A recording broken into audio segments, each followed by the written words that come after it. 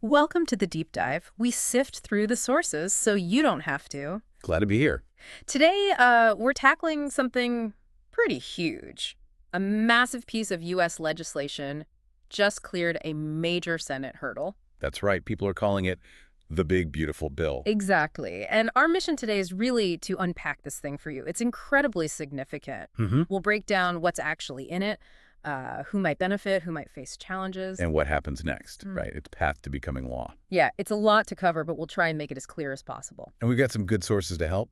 There's a detailed breakdown, the big, beautiful bill, tax, social, and security changes. Yeah. And another source, Easy Digest, which kind of frames this whole thing as needing to be made, well, easy to digest. Aptly named, then. Exactly. So our goal is really for you, the listener, to get a quick, clear handle on this complex topic. Okay, so let's dive in. First things first, what is this bill, fundamentally? Well, its formal title is the One Big Beautiful Bill Act, and it is hefty. We're talking 940 pages. Wow. Okay, 940 pages. That's a lot. It really is. And its significance, it's basically a centerpiece of President Trump's second-term agenda. So bringing lots of things together. Exactly.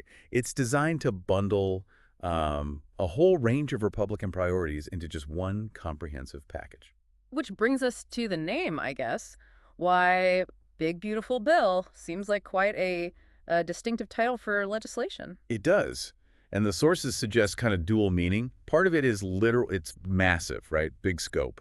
Uh-huh. But it's also, political branding, signifying this big ambition to tackle lots of policy areas at once. Makes sense. But the flip side, of course, is that these huge, sprawling bills can really intensify the partisan debate. And probably cause some confusion for the public, too, I imagine. It gets complicated fast. Okay, so we have a sense of what it is. Let's start peeling back the layers. What are the core components? Maybe start with the tax stuff. Sounds good. So on taxes, a big piece is making permanent a lot of the tax breaks from Trump's first term. The ones that were due to expire soon. Exactly. Those were set to end this year. So making them permanent is, well, significant for individuals and businesses. Okay, extending existing cuts. But are there new tax breaks in there too? Anything particularly aimed at certain groups? Yes, definitely. There are several new but temporary tax breaks introduced. Like what? For instance, no taxes on tips and overtime pay. That could be a pretty big deal for people in hourly wage or service jobs. Interesting. Anything else? Yeah. Also new deductions for like car loan interest. And there's a specific $6,000 deduction for older adults, those earning up to $75,000. Okay, so quite a few targeted breaks there. Now, tax cuts cost money. How does the bill propose to balance that? I heard about spending cuts. That's the other side of the ledger. It's a real balancing act. The Yeah. tax cuts are estimated around, what, $4.5 trillion? Yeah, that was the number. So to offset that, the bill proposes $1.2 trillion in spending reductions. 1.2 trillion. That's substantial. Where are those cuts mainly targeted? The main targets, according to the sources, are Medicaid and food stamps, SNAP. Okay, big social program. Very big. And what's really fascinating here is how they plan to achieve these savings. It's not just trimming budgets. How so? They're aiming for, like, structural changes, things like tightening eligibility rules, adding work requirements. Work requirements. That's often controversial. It is, and also changing the way the federal government reimburses states for these programs. That's a fundamental shift. So potentially changing how those safety nets function quite significantly. That seems to be the goal, yes. It's more than just a budget cut. It's trying to reshape the programs themselves. Has anything like that kind of structural overhaul, been tried before on this scale? What usually happens? Well, these programs have definitely seen changes over the years, tweaks here and there. But altering the core reimbursement mechanisms or eligibility so broadly, that's pretty bold. Right. Past attempts at really major structural changes often get bogged down in legal fights or face huge pushback. Because they change that whole federal-state dynamic. Exactly. Right. So this could really set a new precedent if it goes through. Okay, let's shift gears a bit. There's also a big chunk of money for national security and immigration, right? A very big chunk, $350 billion allocated there. And where is that $350 billion supposed to go specifically? The bill outlines several key areas. More funding for border wall construction, Okay. money for expanding detention facilities, and also increased resources aimed at mass deportations. Deportations, got it. Anything else on the immigration front? Yes, it also introduces a minimum fee for asylum applications, $100. A fee to apply for asylum. Yeah, the idea seems to be cost recovery for processing those applications and just generally more resources for immigration enforcement overall. Okay. So we've covered taxes, spending cuts, security. Now let's get to the impact. This is where it really hits home for you, the listener. Right. Who wins, who potentially loses. Exactly. Like any huge bill, there are strong arguments on both sides. Let's start with the supporters' view. What benefits are they highlighting? Well, supporters, including the White House, are making some big claims. They're saying this is the largest tax cut in history for middle and working class families. How much are they talking?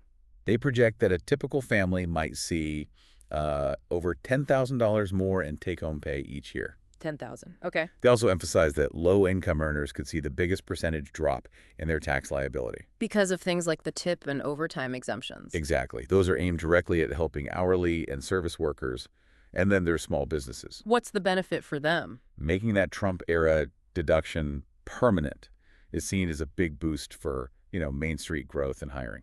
Okay, so those are some pretty compelling arguments from the supporter side. Mm-hmm. But as you said, there's always another side. What are the critics worried about? The critics, and this includes Democrats, but also, importantly, some moderate Republicans, they raise some serious red flags. Like what specifically? The biggest concerns are around those cuts to Medicaid and food stamps. The potential impact on people. Yeah. The worry is that millions could lose their health insurance or, food support. Is there any data to back that up? Projections? They often point to the Congressional Budget Office, the CBO. It's nonpartisan. Right. What does the CBO say? Well, the CBO estimates that about 11.8 million Americans could become uninsured by 2034 if this bill becomes law. Nearly 12 million people. That's a huge number. It is. And there's another big number from the CBO that critics highlight. Which is? The national debt. The CBO projects this bill would add about $3.3 trillion to the debt over the next decade. 3.3 trillion. So much for the spending cuts offsetting the tax cuts then. Well, that's the CBO's projection, yes. It definitely raises questions about the long-term fiscal picture, How do you pay for that down the line? Right. Future trade-offs. Okay, so after all that debate, where does the bill actually stand now? It passed the Senate, but just barely. Just barely is right. It was a 50-50 tie. Wow. Vice President J.D. Vance had to come in and break the tie. That tells you how divided things were. And wasn't there some cross-party voting or Republicans voting against it? Yes, that's important too. 3 Republican senators actually voted against the bill, joining all the Democrats. So some bipartisan opposition there. Okay, so it passed the Senate, but narrowly, and with some changes made, especially on Medicaid, you mentioned. That's right. The Senate version isn't identical to what the House passed originally. So what's the next step? It can't just go to the president yet, right? Correct. Because the Senate amended it, it has to go back to the House of Representatives for another vote. Okay, so the House has to agree to the Senate's changes. Exactly. If the House does pass this revised version, Then what? then it finally goes to President Trump's desk. And the expectation is he'll sign it pretty quickly, likely before the 4th of July deadline they seem to be aiming for. So still a couple of hurdles, but potentially very close to becoming law. Potentially, yes. Yeah. Depends on that House vote. Okay, so there you have it, a whirlwind tour of the One Big Beautiful Bill Act. It's clearly massive in scope, Absolutely. potentially reshaping everything from, your paycheck to healthcare access to national security policy. It touches a lot. It really does. And the whole legislative journey, that super narrow Senate vote, it just underscores how complex these huge omnibus-style bills are. Trying to do everything at once. Yeah, and it inevitably becomes this massive battleground, right? Competing priorities, intense debate over every single detail. It highlights that larger dynamic in lawmaking. So wrapping up, here's maybe something to think about for you, our listener. Given how broad this bill is, how many different things it bundles together, how might a piece of legislation like this, regardless of its specific contents, influence the way laws get made in Washington in the future? Does packaging everything together like this become the new normal? And what does that kind of process mean for transparency, for debate, and ultimately for you and the policies that affect your life? A lot to consider. That's our deep dive for today.